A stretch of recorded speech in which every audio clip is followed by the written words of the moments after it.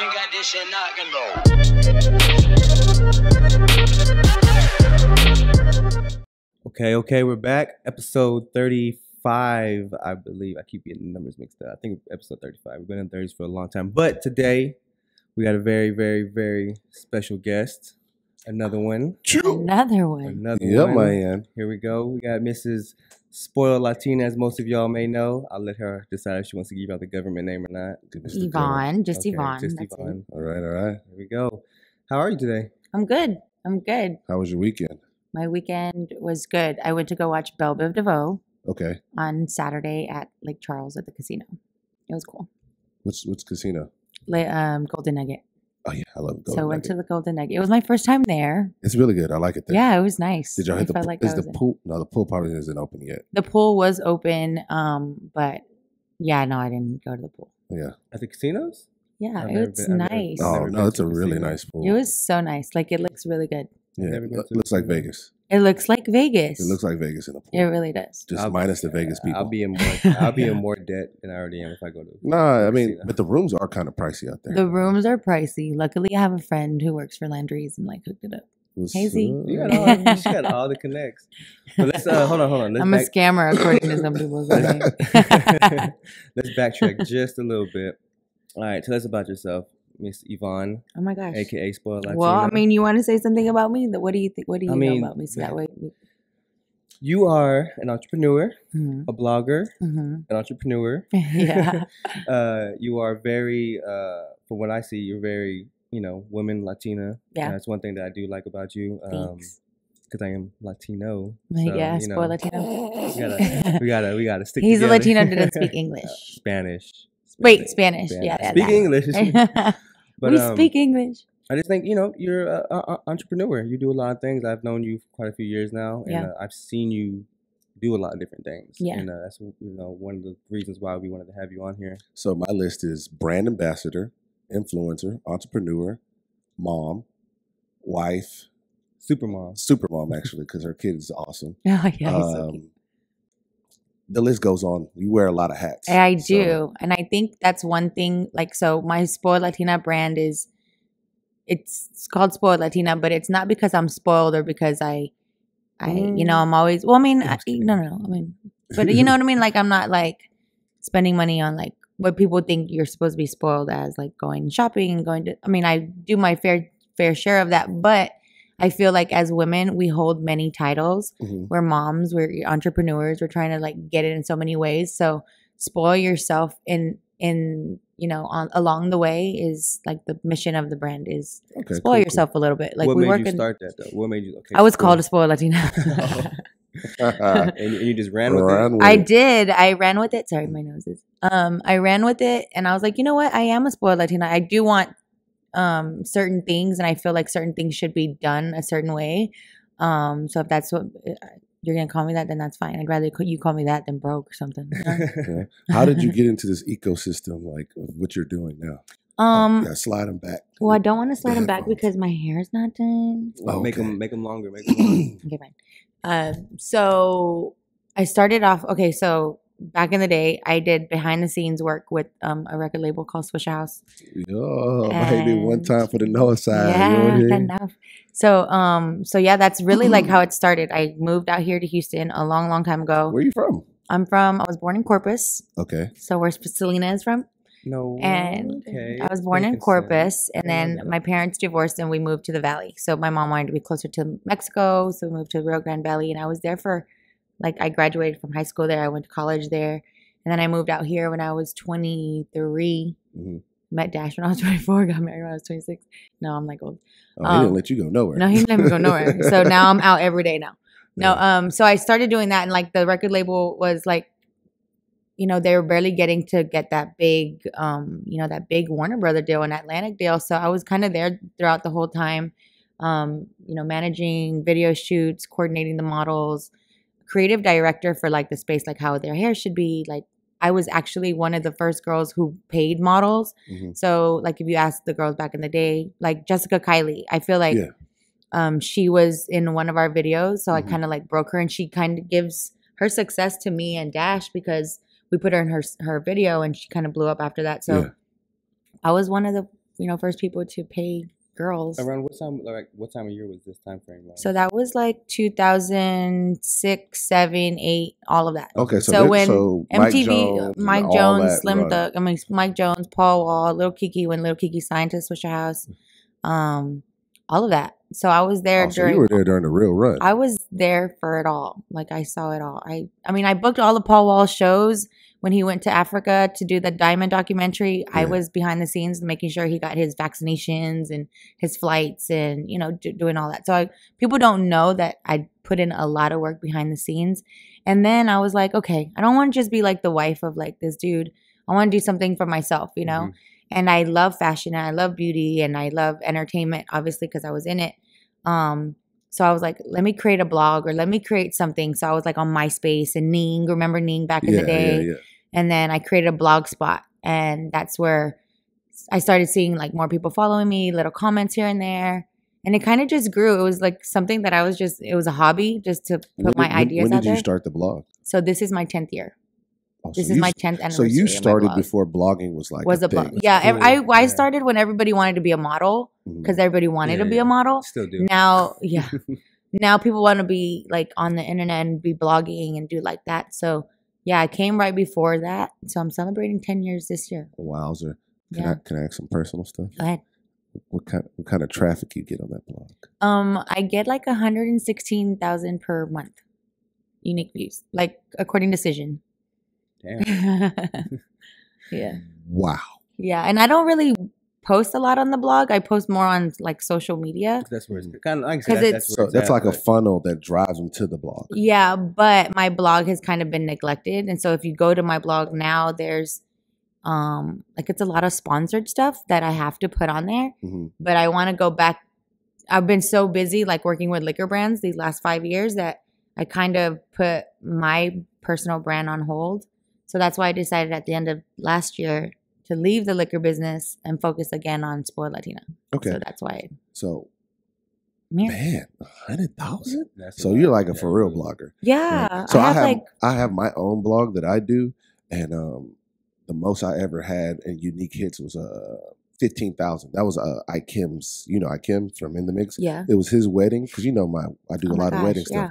So I did 15,000 unique hits on that. I was like, oh man, I'm big, Yeah. But I think a lot of it is because I have like the platforms, like when Diddy reposted me, I think that was a big deal. And then like me getting this new gig with Latina Magazine, which I'm like their official correspondent for Latina Magazine. I want to get into that a little bit later. Yeah. That was dope. So So what do you feel that it?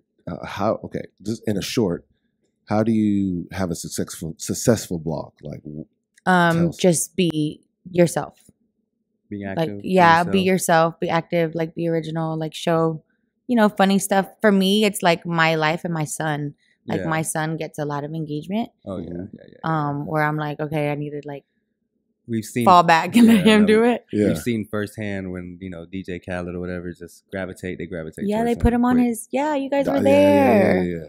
That was really dope. Yeah, that was cool. So he's like, and I was actually bathing him the other day, and I'm like, Anthony, I want you to be good in school. I want you to do good in school. I want you to be a doctor. And he's like, I don't want to be a doctor. He looked at me like that. He's like, I don't want to be a doctor. And he goes, I want to be like Bruno Mars and DJ Khaled. I'm like, oh, okay. I mean, and with the reality of it, it's the platform here. You've given him. He's starting from here versus where you started. So that's a very, very likely thing to happen. Yeah, and he saw like Khaled getting ambushed. So he like as soon as we got in the car, he's like, I want people to do that to me. I want them to push me inside. I was like, wow, that was crazy. So she's talking about Super Bowl 2016, 16 or 17. Yeah, so 16 when we had it down here in Houston. So that would be 17, wouldn't it? Because we're in 18 last year. Oh yeah, it was last year. Okay, February 2017. Okay, when the Super Bowl was here in Houston, H-time. Yeah. So you hired me out for a gig to come shoot DJ Khaled, and it was, bro, when he stepped out that car and those people shot at him, that's crazy. I was right there next to you. I was standing on top of both the I didn't even try to fight people. I went and stood on top of carts and got all the photos. No, I got one really good photo of him, and pretty much what happened was I just walked up with my hand up. Well, you're tall. You're big. No, it wasn't. I got hit by all the people. Because when they initially rushed, they just like pulled me in. I was like, I'm gonna just get as many as I can. They probably thought he was security. That usually does happen because I'm big. Oh, that's crazy, man. So, all right, so you stopped because I was gonna ask you why'd you stop? With the liquor. Yeah. But you said that you wanted to change your focus. Yeah, I felt like when I worked for Hennessy for those 3 years, like 3.5 years, I left them and I focused on Spoiled Latina and I did really good. Like I invoiced out like what I was getting paid already with Hennessy. So I was like, okay, well this is like I left a job, but I'm still making my money. And then in November of 2016, Diddy's people reached out saying, hey, they're looking for an ambassador to do De Leon tequila. And I was like, oh my gosh, I miss going out. Mm-hmm. I miss like all that. I was like, fine, let me do it. Let me work under Diddy and see how it works. Mm-hmm. And I did. And how was that? I'm done. It was cool. I just feel like I'm totally not used to working with a company like that. Mm-hmm. They're a great company. No, I mean it's cool. No, it's cool. Cool, but I mean, you know what I mean. She's being politically correct. Essentially, what Diddy is, it's a lot. No. He's like the main. Hennessy is structured. No, Hennessy is structured. Super. There's a structure. This is like, how long has Hennessy been around? 365 years. So boom. Like you're dealing with 260. So I think. when you're dealing with Hennessy, and we're not gonna badmouth anybody. No. I don't think anything is wrong. Everybody gets paid. Everything was taken care of. Mm-hmm. But with dealing with Hennessy, there's a certain level of structure and fine tuning. Yeah. And then when you dealt with Diddy, so I'm assuming that his company is fairly newer. His company is fairly new and it's very small. So it's there's a certain number of people working there versus Hennessy. It's a big corporation. They office in France. Like there's leadership, there's structure, there's training, there's everything. So going from that to this, it was totally like, oh my God, yeah. Like what am I doing to myself? And I did everything I could. Like I killed it. Like y'all wouldn't know about. Crashed it. Yeah. Yeah. Like I saw you were. Yeah. Like I'm good. I'm good at what I do. Present in the Houston market solely because of you. Yeah. So, totally. Yeah. Which is cool. But now I just feel like I wanted to. Now Miko's is doing it. Yeah, he's doing it. Yeah, he's doing Ciroc and we're and Tanqueray. Well, no, not Tanqueray here, but yeah. Well, that's good. So I just wanted to step back and focus on me. So just to backtrack a little bit, how did you even start with Hennessy? How did that even come about? So that came about, being already having a social Swisha media. House. Yeah, the social media. But you know what it was? Y'all know David Anderson. Yeah. So David Anderson and I have known each other since I moved to Houston. Like he moved from here from San Antonio, and I moved here from the Valley. Not from here? He's not from here. He's from San Antonio, dude. That's what I'm telling you. We're taking over. We're not even from here. Just kidding. No, it really seems like a lot of Tay. Tay's not from here. I heard. Yeah. So a lot of people who aren't originally from here coming here and doing really well. I guess we're the first. You know what it is city. too for me. When I was 17 or 16, whenever the Olympics were here in the United States, my family and I my brothers took us to go see the soccer games in Alabama. Uh-huh. So I was in the back of the truck in the camper, maybe I don't think it was a camper laying back, and I drove by Houston, and I'm like, this is where I want to live. Mm-hmm. And I was so inspired by a bigger city, like I'm like, I want to be here. And I did. I moved here like 5 years later. My mom cried the whole time. But I was here and I was like, I'm going to just make my parents proud. Yeah. And see, I can kind of relate because once I got out of Houston, once I finally started traveling and seeing, I was like, yeah, okay, I want to go to a bigger city, or I want to go here, and I want to go there. Yeah. And it's just, for you, it's probably different because, coming from and I'm Corpus Christi, it's like but I left Corpus when I was 10, so I really didn't even. But even the valley, and the valley is so small, super small. Okay. And I didn't want to be like. Nothing against anybody, but I didn't want to have like 5 kids when I was 20. You know what I mean? Like I didn't want to be like that person. Mm-hmm. So it took me a long time. Catholic background? Yeah. Okay. No. You're not Catholic? No. Christian. Regular. Yeah. Okay. Regular Christian Church of God. Yeah. Because not saying anything about Catholic people. I just my dad was like so pro-Catholic. I'm like, nah. Yeah, like the Catholic homies have a lot of kids. The Catholic homies I got. Like, slow down, bro. Yeah. My dad only had 2, me and my brother. Yeah. No, but so yeah, that's how it started. Hennessy was looking for an ambassador. David was like, hey, he called me for something else. He called me for like to judge like a Crown Royal event. And I'm like, hey, well, are they paying? He's like, sounds like me. He's like, yeah. And then he's like, no, but it's a good op. And I'm like, I'm tired of these good ops. Like, I need to get paid something. And so he's like, oh, you know what? Hennessy's looking for a Latin ambassador. And in March, I was at a conference, and it was my first blogging conference ever. And I was there, and I was speaking to some people, and these people were like the marketing agency who ran the Hennessy stuff. Okay. And so they were like, I don't even know how Hennessy was brought up. I'm assuming it was because they asked like, what am I drinking, or what's my favorite drink? Because I drink Hennessy and Coke. So I must shout out to Dash. Right. So then I'm like, they asked me, and I was like, they're like, Hennessy has the ambassadors and they get paid like 6 figures. And I was like, what? Like, I need to work for Hennessy. And so I kind of put it out there, like, I want to work for Hennessy. And then 3 months later, I got the call, like, they interviewed me. It was like 2-3 days already of interviews. And then the next Sunday, I was in New York training for a whole week, which was totally different from my other brand. I had no training. But yeah, it was like amazing experience. And like, around what year was this? Was this pre-Instagram? 2015. Okay. Oh, so this was Instagram time. No. I'm lying. I got hired with Hennessy in 2013. So this is right before 14, 15, 16. I worked. Yeah. Take off. Like now, it seems like those companies or anything similar, like any type of ambassador, one thing they look at is followers. Like that's a big deal for a lot of like companies. Because a lot of times they don't really care if you have social media because they want you to push the bottles at the club or wherever. Yeah. So like that's it's okay to have that. But for Hennessy, it was like they wanted a real influencer. Yeah. Versus somebody who's selling, Okay. So that's what they wanted. That's how it came up. It was like this amazing program that they came up with, to pick an influencer in each city to represent them and to build a brand. And that's exactly what we did. Like, dude, now Hennessy VS is like water. Like, yeah, and you can't. And now, like, it's so hard to come by because it takes 8 years to create that bottle, like the liquid that's in that bottle. So yeah, like they're running out. So there really is a shortage. There really is a shortage. That's why they're asking y'all like to drink VSOP now. The one that's the higher one. I think it's which is equivalent kind of to Douce. They want our money.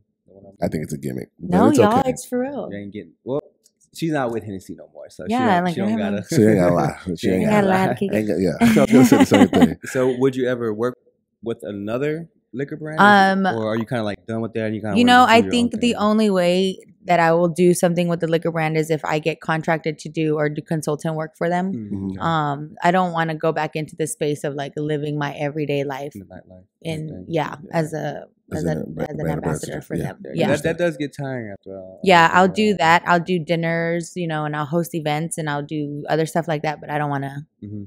The day-to-day too grind. Much, y'all. Nah. Yeah, and then Anthony's like, "We're going out again." Sorry, you're so lucky. And Dash is like, "You're going out again." Yeah, Dash is like, whatever. Well, he's cool, but he's really cool, and he comes out with me sometimes. Yeah, no, he's super cool, dude. Yeah. Still doing photography or no? Or no, that's his brother. I get it. Yeah. Dash is Swisha House. Yeah. I get it mixed up. They do. Because they're not twins, are they? No, they're not, and they're 10 years apart. They do favor each other, though. Yeah, they're brothers. Okay, all right. Different moms. Really? Yeah. They do favor each other hard. How what? Because they do look alike. His dad has like these strong amazing genes. Yeah. Okay, all right, cool. Amazing genes. Amazing genes. Oh man. So Latina Magazine. Yeah. How did that happen? Oh my gosh. So Latina Magazine happened. It was like a year in the making, and it was just based off a relationship. I met in March. I went to that. Every year I've been going to this conference, that March conference. It's in Miami. It's called Hispanicize. And I go and I met Robin, who's the president of Latina Magazine. And he's calling you. And then I met her and I met another girl. And we just kind of like stayed in communication. And when the Latin Grammys happened last year in November. You were there. I was there. And I was there with French. So I went. So what happened was, so this is cool too, y'all, is in October I hosted French here in Houston. Yeah. And I did really well that French asked me to work for him. Like he like loved my work ethic, and he was like, he hit me, like, he called me the next day and he's like, I really want you on my team. You know, basically he really wanted me to work for him. I signed a contract and did all that, but it didn't work out because I couldn't leave my family like for that long. Like he wanted me to like be on the road with him every single day. Like I was gonna be his bitch, and I was like not gonna do that. Yeah, you know, because I want other people to be my bitches. No, I'm just kidding. I'm just kidding. So no, so I did that, and then I presented the idea to them. I was like, hey, really, I was trying to do something else. Like I was trying to get Revolt to cover Prince Royce at the Latin Grammys by merging that culture part. Okay. And then it didn't happen. Something happened with Revolt. It didn't happen. Then I found out French was going, and I was like, perfect. So I pitched it to Ciroc. I was like, so I'll go with French to the Grammys, and we'll put it on Latina Magazine, and I'll merge the culture like that. And they were like, that's perfect. So Latina Magazine gave me full range of like their social media, and I took over the Latin Grammys with French, Bad Bunny, J Balvin, all of them, and like now. You be moving, bro. I'll be moving. I'll be doing some good stuff. I think it was, and then I introduced French to like everybody. Like I introduced him to Luis Fonsi and to Residente, like a bunch of real big time Latin people that he wouldn't have ever met. Because he was like, who are these? And I'm like, this is the guy from so-and-so. So yeah, look, they're huge. I suck. I don't actually know these people because, you know. But, I mean, Latin music is awesome. I one day in my life, I'm going to put the time aside to learn to merengue, salsa, because I really do enjoy that aspect. And Latin trap. You don't have to lie on the podcast. No, let me tell you. So you don't have to lie. No. I actually bought a Groupon. Just because you're outnumbered for one. I can. No, I bought a Groupon for it, and I just never got around. You should totally document like learning how to salsa. I'm learning Japanese. You really think so? I think I'm learning Japanese. Hey, y'all heard that song? No. Put us on. Put us on. So, being a female influencer / entrepreneur, like, how do you feel that it's different when you're moving around in the game, like going about certain things? Is there ever like, you're a woman, or is it just? I feel like as a woman, you get hated on by a lot of women, other women in the industry. Okay. And then for me, it's easy because I think I've been in the game so long that I'm really respectful to like who I speak to. You know, I understand their roles. I know the difference between like the artist and management. I don't know. I'm a little different. I move a little different, and I think it's probably like the maturity too. Like I'm a little older than people. But I think as women hate each other, like hate on each other if they're in that same business, which is horrible to say. I mean, I could see, you know, because there's not that many of you guys. There's not that many of us, but because there isn't that many of us, we shouldn't. Y'all should actually team up. We should team up and like build, you know, like and kill it. There's so many things like as women that we could do. There's enough to go around. And if there's just very little of us, then like why not get together and like? No, I mean, with the photography and everything that I do, dealing with some women I know, there's certain things that women in a whole just do better than guys. Yeah. I mean, and when I say in a whole, there's guys that do it as good or if better than them, but it's the little touches, the little. Oh yeah, like there's one. I can't think of their names right now, but they're husband-wife duo, and the wife does all the details, and the way she shoots all the details, it's like, damn, my mind doesn't work register like that. Yeah. And like action, I can get all that all day, but the way she does the details, and then just a lot of female photographers that I come across, the way they shoot details, they're very detail oriented, and they'll do stuff, and being around them over time has caused me to like slow down and pay attention to what's around you, like what can be moved, what could be like placed. Right? Because exactly what you're saying, that little thing. Because I've seen you on the set of some of your, you know, when we were doing your what's the tequila? Sorry, DeLeon. And you would go and like, this needs to be here. Can we move this over here? How about this? This. And I'm just like, just get out of here. But those little things that you do make a big difference. Yeah. So I commend you. Like I've seen the work ethic, and it's really there. Thanks. So it's really, really dope. Also, yes. Yeah. Yeah, man. I'm learning for real, for real. So let's talk about like current events and stuff. Because I think we've gotten the spill of Mrs. Spoil Latina. Yeah. So the Grammys. Sorry, No, the Oscars. Oscars. I always do that. I didn't get the chance to watch them, but I didn't either. There was I've been trying to see as much as I possibly can on social media. It seems John Leguizamo. No, I'm sorry. You don't know? Let me pull up a picture. Okay, what about him? He was just talking about how he wanted more, like how pretty much. I know you've seen him in movies. Oh yeah, Yeah, I know John Leguizamo. Yeah, so he was just pretty much in that caption. He was just pretty much talking about how the Latin influence in the Oscars needs to be more of it. That's what I posted on my something similar because Coco won. Yeah, I saw that. I didn't get a chance to read it, but I saw you posted about it, and what do you think about that? Well, I'm only going to speak on Coco and Latinos in Hollywood because that's all I know. So Latinos in Hollywood, there's not very many. Yeah, there's not very many of us, and you're right. Like we're either behind the scenes, production assistants, or like doing all that, but they're not including us in like their screenplays or in their in their books. Like they're not putting us in there. Do you feel like it's more of a, because I use this analogy, no one's gonna give any, they own every, we know who by they we know they own everything, so why would they give us opportunities? So do you feel like it's more energy upon the Latin community? Am I saying it right? Latino or Latin? Correct me. Latin community. Latins. Okay, so Latin. No, I want to be right. Because I correct people. African. No, Africa is a continent. I'm Nigerian. So, but do you feel like it's more upon you guys to be there to make it happen versus because? Well, that's why we are, and I think you have to. You know what I mean? You have to make it happen. Like.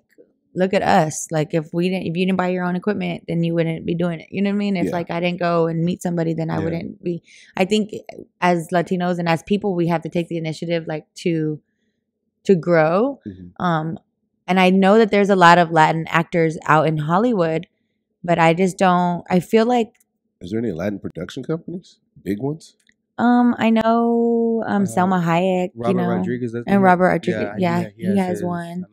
And I mean. We're there. We're just not general market, We're not like.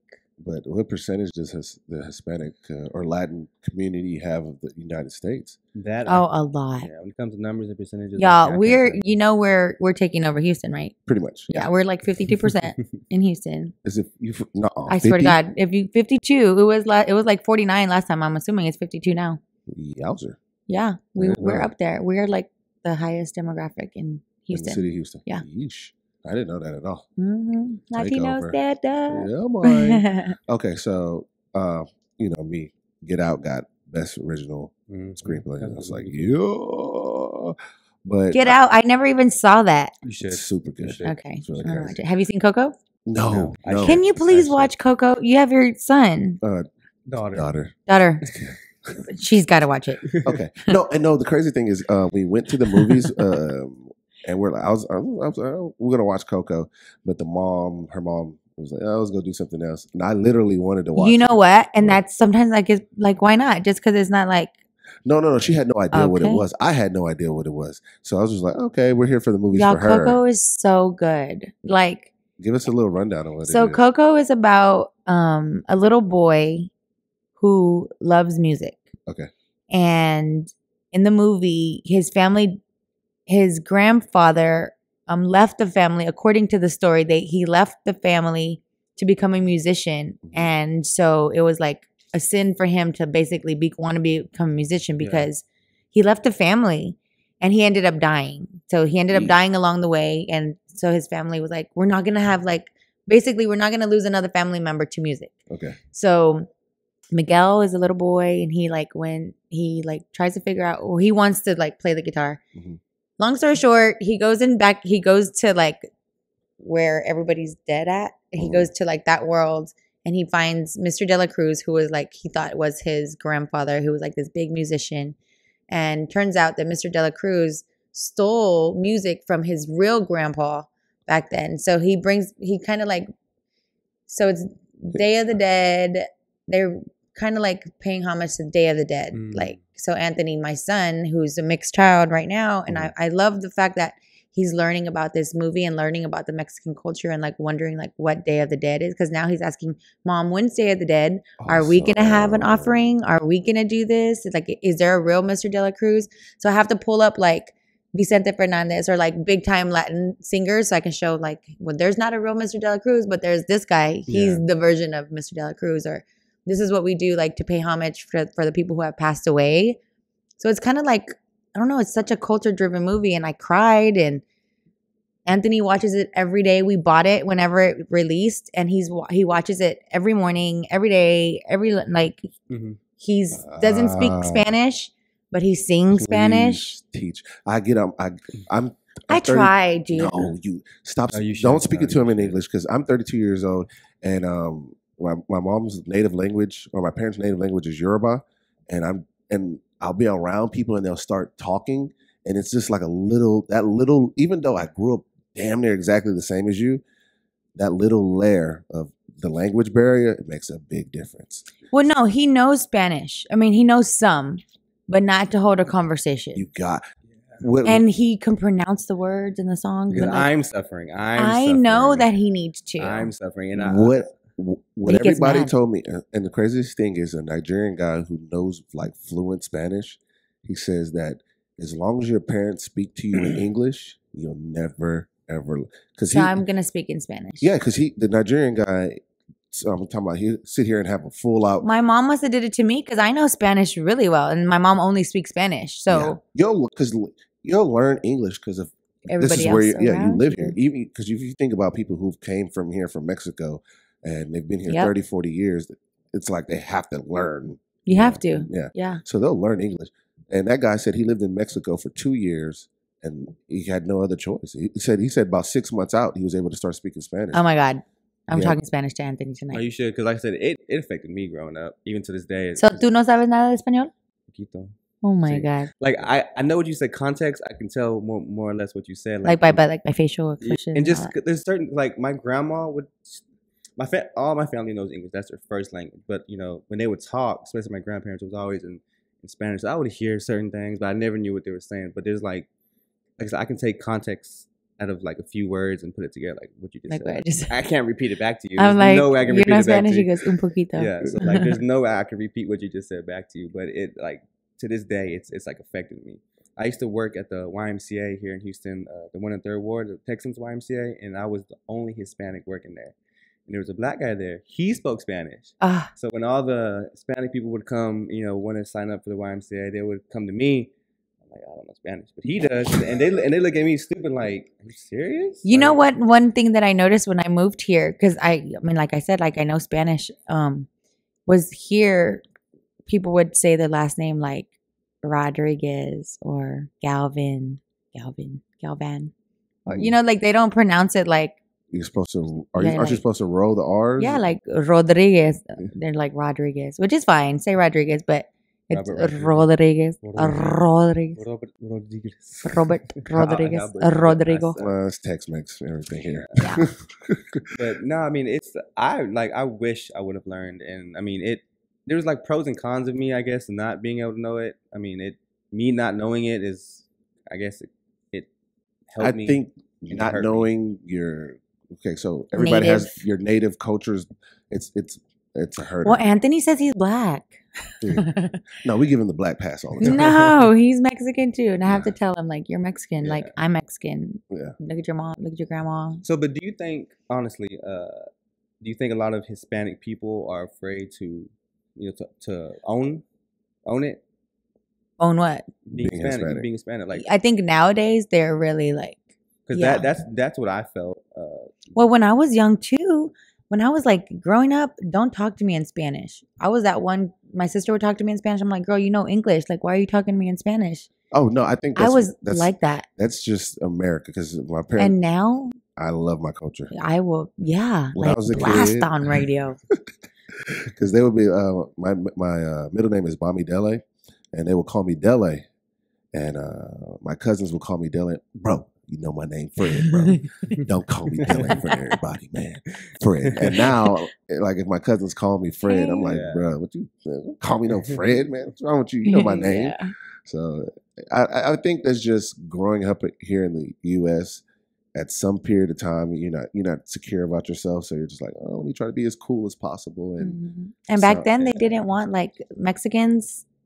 They wouldn't even teach their kids Spanish because they wanted to fit in so bad in Texas.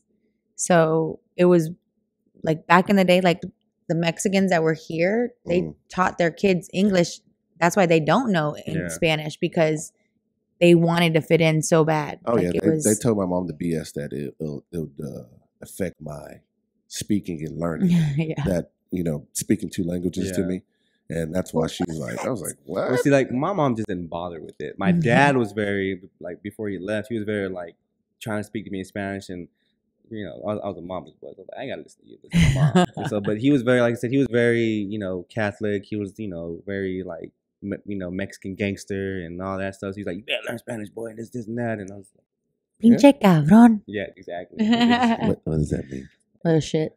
Oh, okay. Something like that. Yeah. Sits here and just smiles. Yeah. So, cause my dad's favorite movies were American Me and Blood In, Blood Out. Yeah. So that's exactly how he was. And those are, if you're familiar with those Hispanic gangster jail movies. Blood In, Blood Out. No, I it's like a menace to society for us. Watch it. That's really good. It's really, really good. Yeah. Oh, no, share that with me for real. No, you should watch it. It's a really good movie. It's a good movie. Yeah, it's a really good movie. I haven't seen it in years, but. Yeah, I have it on DVD still. Really? Yeah, it was one of my. It was one of my This favorite is the movies. most Mexican.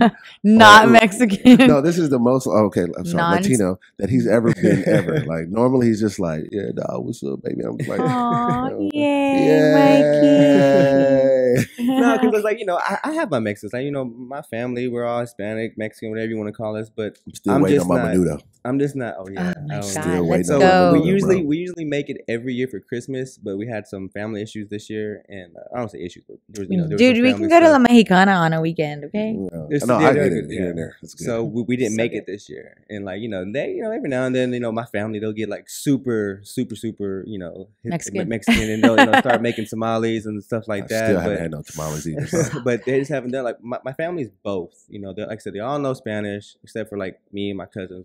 We just never learned. But my aunt. Well, it's never too late. Yeah, so I mean, I still want to learn, but it wasn't pushed on us. Like my mom especially gave me just a lot of freedom. Like, hey, go do what you want. That's hot. That'll cut you. If you touch it or get cut, then you learn. And that's just how she was. Oh, you're not an only child, are you? I am. Yeah. With my mom. Oh, I remember my that. dad was married, but so I have a brother, but he lives in Alice. And by Corpus. Yeah. So that's how I'm familiar with it. But yeah, that's how I was growing up. And so since I didn't know Spanish, I didn't fit in with the Hispanic Latino kids in growing up. So I started playing basketball. all my friends were black. So is he saying all black people play basketball? I mean, at that time growing up, that's all you would see at the parties. Black people. Yeah. My brother was that little Mexican guy at hooping. Yeah. Well, we were in the valley. Everybody's Mexican. Yeah, we took your black card away if you couldn't play basketball back in the day. Like, what, you can't hoop? What's wrong with you, bro? You sound good. Hell no. How long have y'all known each other? He's been following me around for about, I don't know how long. I don't know. It's about 4 years. So we met before y'all met? I think it was around that same time, that same little, like, there was that 1 year when I was just. How did I meet you, Mike? I think it was through Jalissa, wasn't it, at her school? Or was it No, it was before that. It was before that because y'all became friends. And then I think I even introduced Jalissa to Yaya. Maybe. So they became friends. Probably. I keep hearing this Yaya person. Who is she?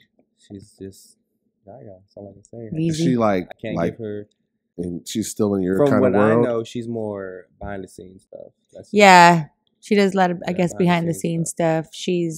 I think she started just a blog recently, a music blog. She started a blog. Talking about music blogs, I want to take this 1 second out. Yeah.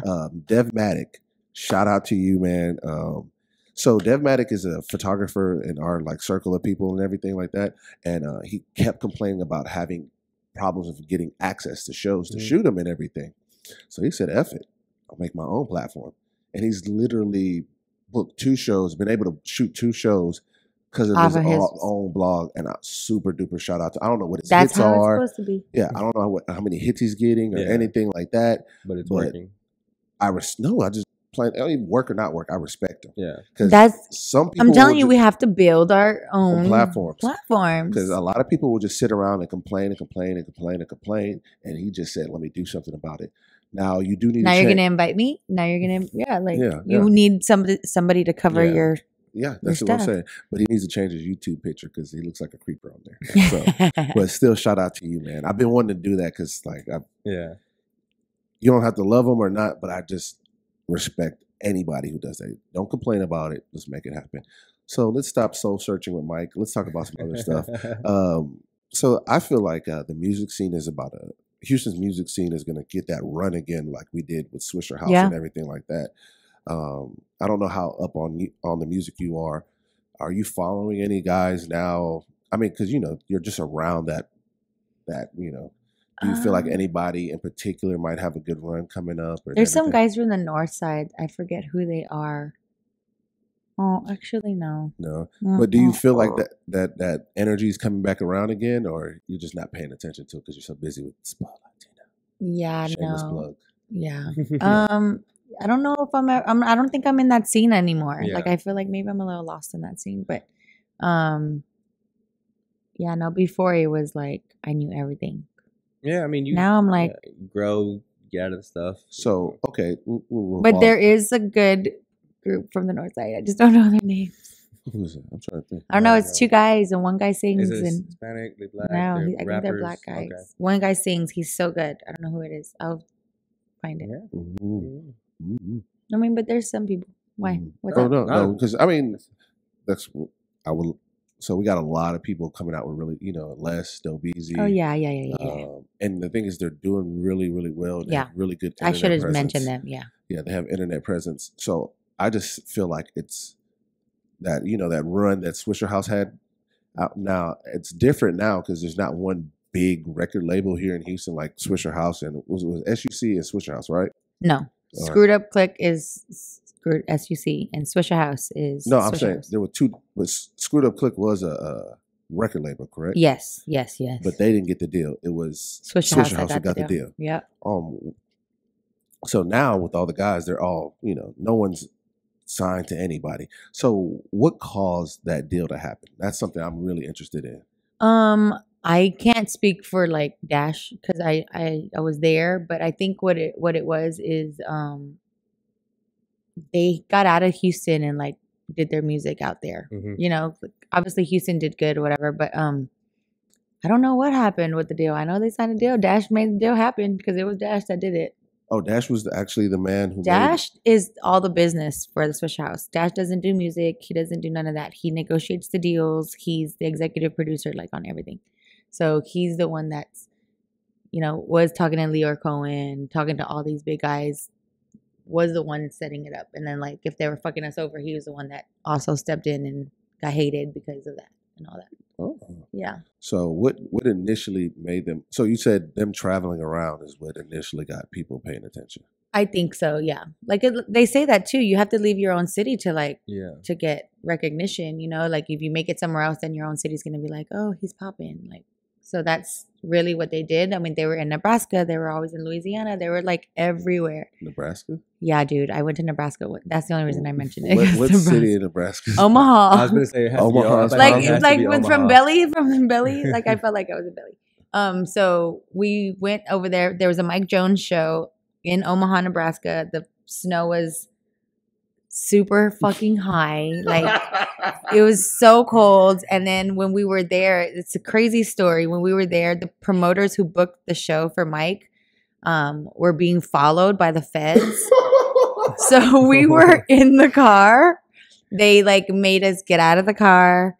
In the snow. In the snow. They left us at a Pizza Hut waiting for a taxi to come pick us up, whatever, because they took the guy was in the car with us. So they were like searching all of our stuff. It was funny because the guy leading the operation was from South Texas, from where I was from. So he automatically was like, check her bags, because I was from there. So he was like, check her shit. I didn't have anything, but yeah, they just left us. So Omaha is one of the cities, like We were everywhere. They were everywhere. Jacksonville, like they were everywhere. They did so good. Mike Jones had, with stuff with Magno, so they were really good. And then Chameleonaire and Paul had their thing going on. So do you think we have the tag team to get, the same? Honestly, I feel like if the guys, this is with everything, like you got to stick together. Like you have to be a unit, like G Unit. You know what I mean? Like they were, Wu-Tang was a group. Like Bad Boy was. Let's say, yeah, because G Unit had a lot of issues. No, but they were like, when they first started, everybody has issues. Like, goddamn, like everybody wants to be like the one, And I've noticed that from everywhere, any smaller city, like any smaller market, you usually have to have one guy. There's a group, and then there's one guy you all push, like the Lunatics, Nelly. Nelly, he was the man, but he still had these. But you know what guys. happened? That's kind of happened, and I mean, shoot, I don't even know if I'll get in trouble for saying this, and I don't care. Back then, like Mike Jones, he was popping. Mike Jones really could have helped everyone else's career, but Mike was so focused on so self-absorbed in himself that he didn't care about anybody else. Like from what I saw, he kind of left the other guys behind. Because Magno didn't pop. And then he didn't want. I don't know. He just didn't want to share the stage with people, and he would show up late to sometimes he wouldn't even show up to shows. Like he was live like that. Mike did a lot of stuff. He was popping for it. He was popping. I'm pretty sure I got to his head. And you know what? You still haven't seen Mike drop an album. Okay. And that's why people do shows like concerts. Like that's why you see people, Beyonce and everybody do all these shows, because you get money from your shows. The touring money is usually yours. Touring and merch is yours. Like a 360 type thing, I think. Yeah, but not a lot of people. Oh man, we didn't even know that. See, so we're gonna get more game. Let me think of all the questions I had music wise. I didn't know you were that like wrapped up in it. Oh yeah. So okay, so distribution. What do they essentially? What is that when you get a distribution deal? Because that's what all these rappers now are saying. Sign yourself. But you still got to distribute. Yeah. So you still got to sign to like an Orchard or sign like through a big company, through a distributor. So what do you mean distribute? What do they actually do? So the distributors put your music up on iTunes, Spotify, Tidal, all that. They make sure your royalties, are being paid. They keep track of all that. They basically put your music out there. They're like the machine. They're the machine. So an individual really can't do that? Because, I mean, if you look at Slim, he's been independent for so long. Yeah, but Slim still has the distribution, I think. Like he's not distributing his own shit, like taking it to cities, places. You know what I mean? His stuff is being distributed through somebody. Everybody has a distribution deal. So everybody has. You have to have. At some level, you have to have a distribution deal. That's the only probably one that you really, really want. I mean, besides the other ones. You want to get distributed. So a deal to... Like if I had a water, like I'd have to take it to somebody to put my water in HVs. You know what I mean? Like Coca-Cola would be your distribution. Yeah. So like Glazier's is the distributor for the liquors. Oh. They have a bunch of liquors and they just distribute them too. Okay, makes sense. So then the record deal with the label, what is that like? The record deal with the label. That is basically, I don't know. That's more like securing your spot. What record label, what a record deal and is. Also, it's a bigger machine that's going to elevate your brand to like more of a global. They have access to more radio stations. They have access to more publicity. Yeah. So how is Chance? Oh, okay, that's another Chance. I mean, I don't know if you're familiar with. Yeah. Are you familiar with Chance? How's he doing it? How's he getting it done? Distribution deal, and he signed that deal with Apple, where his album was only on Apple. But as of now, and that's his distribution. Yeah, so Apple is becoming. Oh yeah. Apple's gonna probably become a record label soon, because that's what Drake did. Now that's why record labels shut it down, where you are not allowed to exclusively release things on like streaming platforms. Yeah, because of what happened with Drake when he released, I think it was the More Life thing. Something happened. But technically it's like, hey, like you're signed to us, you can't do just anything. you can't just release it here because we want it there, and there. Because that kills the distribution right there. Because if you because that's what I'm. You really need to have Dash up here. You should have brought him.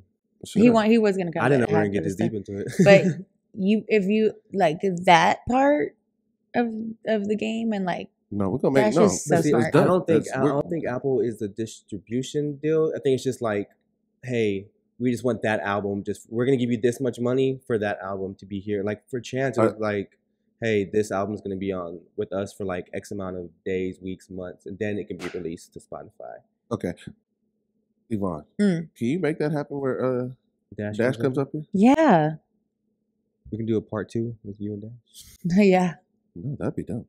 Because I'm very curious because I talk to other guys who are in there, but I know they're not on the same level as Dash because they're more on the artist side and they tell me stuff that's going on and how everything rolls and they give me more of an aspect on the artist side, but to hear the business end, that's really really dope. Well, see, that's why Dash is like all about the distribution part and I'm not saying I'm like super knowledgeable, but that's why I'm always like I always watch like that stuff on Complex where like Leo Cohen's talking or they're doing interviews. I don't think it was you. I know you don't like Joe Budden, right? You don't like him too much. Oh yeah, no, I did. But yeah, he talks a lot about like the industry and record labels. So that's how I just I'm watching that stuff and I'm listening from these execs like Coach K that's signed. You know who I talk to a lot? Damon Dash. Damon Dash is like him like when the Breakfast Club interviews him. I try to watch that stuff because to me that stuff, well at least to me, he's so like smart. But that stuff's more important to me than what the artist has to say. Like the artist tell you, I'm going through this, I'm going through that. But then these executives or whoever's working in the record label, they'll tell you exactly, okay, this is why that's happening. This is why we have to do this or this. No, I mean, I've talked to some people who talk to execs, and they're saying that like the Houston guys just aren't consistent, and that's why we're not catching the flood. But it just seems like we're not consistent. We're not together. We're not like building each other up. Houston has a lot of haters. It's changing. Like less does everybody's. Because on Dope But Easy, are they doing stuff together? Yeah, like Dope Easy had DeLorean on his album, and DeLorean has his own clout. Dope Easy has his own clout. Duh, it makes sense. Like no more. It shouldn't be. And because we're supposed to, everybody should be on everybody's stuff. So when it does happen, it's like, oh, okay, this is where he's, this is his background. This is what he's done. And you know what, y'all? Like it's also like the radio, our local radio station isn't playing our local artists. At all. Y'all want to know the first person who put Still Tippin' on the radio? Who's that? Carmen Contreras. Carmen, Latina girl Carmen Contreras. She was the one who broke Still Tippin' here in Houston. Otherwise, it wouldn't. What made that happen? She just liked the song. She played it and it did really good. That song took about 1.5 years to blow. Like that song was old before we did a video and did all of that.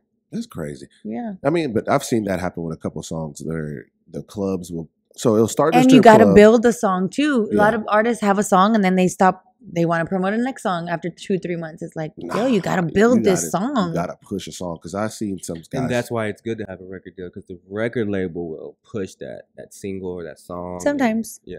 Sometimes. If they like what they like. Yeah, because they have so many other people on their roster. Like, why would they just focus on you if they have 20 others? You got to do a lot of You got to do a lot. No. For pretty much, if you're an artist and you're not in like High C's face, DJ Mr. Rogers' face, like every other weekend, and you're in Houston, you're not really working like that. There's a McDaniels is a new young guy.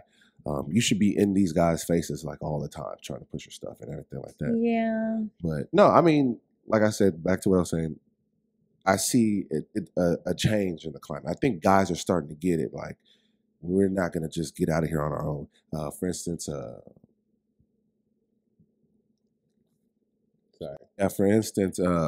Travis Scott had a show with Lil Wayne for Jay Prince, and Maxo was in the building, and he brought him out, and everybody literally came for Travis Scott. When was this? Halloween. So everybody literally came for Travis Scott, but Travis said, "Yo, Maxo, come out here and get some of the juice." And we'll say there's about 1,500 kids in the audience. So now this is an opportunity for 1,500 kids. But the crazy thing is, the kids already knew everything. Yeah, they already knew who Maxo was. So that was really dope. So before you get out of here, because Miss Spoiled Latina has a bunch of stuff to do, Gotta go eat. Yeah. She'll spoil herself. Yeah. Yeah. So the brand is Spoil Latina. From my understanding, you have merch. So Yeah, I do. And I should have wore a shirt. I should have wore a Boss Mom shirt. So I have these. I told her. Yeah, he did. Nobody listens to Yeah, Fred. I know. But I was like, let me wear this Too Genius shirt. Can I get a Boss Mom shirt? You can. like I'll one give it to your too. mom. Yeah, and for your babe. Yeah, Okay. for sure. I should have brought it. I'll get it to y'all. I won't take 9 months to get it to you. Side story. That's fucking sad. That's funny. Man. No, so yeah, I started a little side brand. It's called Jefita Bonita. Jefita is a boss. It's like what we call our moms. Like that's our boss. That's a Jefita Bonita, means pretty boss lady. And I basically just did it because I feel like there's a lot of boss moms out there. And it's not a phrase that I created. It's just a phrase that to kind of just show people like you take care of your business. You're a boss mom, like no matter what. Yeah. Okay. Oh, so. Jefita Bonita, and then just like another shirt that says beautiful queen something Latina. It's cute. We're gonna have it in the links. Yeah, jefitabonita.com. All right. Say That's it one more Latina. time. Jefita. It's Jefita. Yeah, I know Bonita. that. I was Bonita. really thinking it was an H. No. Yeah, it's the J. Is Like like Tejas. Yeah. Ah. Look at you, little Mexican over there. I know a little bit. Like I Tejas. know a little bit. Like, like you know, on Breaking Bad, the Hispanic boss guy, they call him Jefe. Yeah. Yeah. Jefe. Yeah. It's I know Jefe. the club downtown Houston is how I learned how, because it was called Jefe Bar. And I was Boss like, Bar. Oh yeah. Oh man, Oh, that's how you yeah. spell Jefe. Yeah, That's yeah. right. So yeah, so just the shirts, the stuff, my thing, my Spoil Latina. So Spoil Latina shirts, and what else you got going? Let everybody know. And then I'm the correspondent for Latina Magazine, Okay. which is big deal. Yay, Yay. thank you. So yeah, so my next thing with that is I'm just creating content for their site and then, hitting the billboards, Latin Grammy, stuff like that again. What are you doing with HEB? That's another thing. Oh, so HEB, oh my gosh. So there's a big announcement tomorrow on my page with HEB. But I did a commercial with them last year. Okay. So I just do a lot of social media influence. So that's what I do. I do a lot of social media marketing, influencer marketing with brands. And one of my clients is HEB. And they hired me last year to do a commercial for them. So I did 2 little commercials for them that were on HEB.com. It was super cool. I woke up at 2 a.m. for 3 o'clock call time in San Antonio. I had just gotten in a car accident. So I was limping, but I made it happen. So yeah, just to have this good connection with them. Hopefully they sponsor my SL Day again this year, which is SL Day is a women empowerment day. So the city gave me my own day in 2015, Yvonne Guidry Day. That's my government name. So it's Spoil Latina Day, July 9th. So every year, this is my 3rd year that I'll have a women empowerment day. And it usually hits capacity, which is 100 women. We all get together. They have 8 panelists and we kind of just empower and inspire each other. And I have gotten so much great feedback from people making connections, working, building, they take their business to the next level, just leaving my event. So that's really what I want to do is just inspire other women to just be great. So can we get an invite? Yeah, for sure. You know what? I'm thinking of opening it up to guys because I've been getting guys, they want to go or create something just for men. Ooh, that'd be dope. Oh, yeah. Last question. I'll let you go. We'll go what? Now I want to know. How is it dealing with creepoids? Because we've had a podcast about that. Oh yeah, did you get a lot of creeps? Do you ever have creepoids? Because you said you had no, guys. I get some, but not really. And I don't know. Maybe they just think that I'm not gonna holla, or maybe I'm not posting those kind of pictures online that they think I'm pretty and everything. But I don't get They're like, hey chica.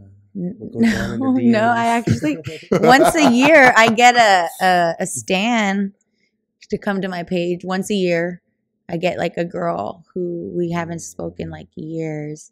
And she'll come on my page and comment. So the stan is actually a lady. So you don't get any guy creepoids. It's nah, I get a girl. Creepoid. I get one dumbass girl. Yeah. Oh yeah, I wanted to ask that a long time ago, but I forgot. So all right, man, that's dope. Man, we really appreciate you coming out. Thank you very much. Thanks. I appreciate you. So we'll see you around. What is this? The dope? Not So Cool podcast. Oh, the Not So. Y'all are kind of dope though. Nah, we're not Y'all that ain't cool. that cool. Okay, not so cool. The slogan is What is it? Because you didn't remember it last week either. Yeah, we never remember it. What's the slogan the again? Not So Cool podcast where we make not being cool cool. Yeah, what he said. Yeah, you got to do the hands. Yeah, you got to point to the thing. All right. Yeah, Cool. all right. Thanks, you guys. No problem. Sure. Bye.